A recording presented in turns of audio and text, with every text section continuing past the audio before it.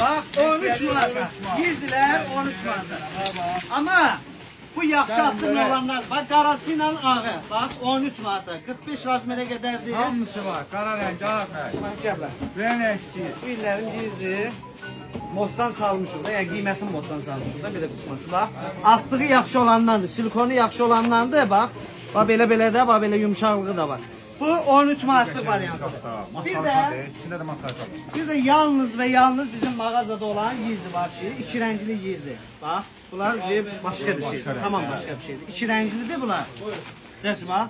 Bu altlığı falan başqa bir şeydir. İki rəngli gedir bunların Amma adı. qiyməti nədir? Bu 25 manatdır. Yalnız bizim mağazadadır. Bax, keçən il bunları 13 manat satdıq bunlardır. 65'e, sonra nə bilim 35'e belə 25 manat. düşürdük. Bax, Özəllikdir. 23 manata da belə cins modellərimiz gəlib. Bax görürsüz. Ona nə oldu? Kamerası yıxılmışdı. Bax, ipi qalın olanlar. Bu bizdə minnətsiz 23 manatda, endirimsiz.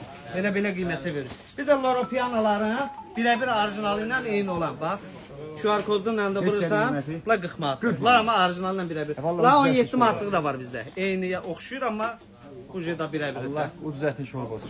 Bahasına bir dəfəni ikiyə geçsən.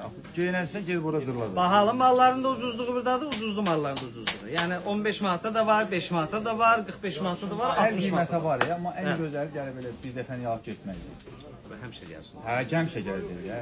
Elə olacaq ki, bəlkə sabahçılıq təzən gəlir. İnşallah tez. Öpürəm, zararlı deyirəm.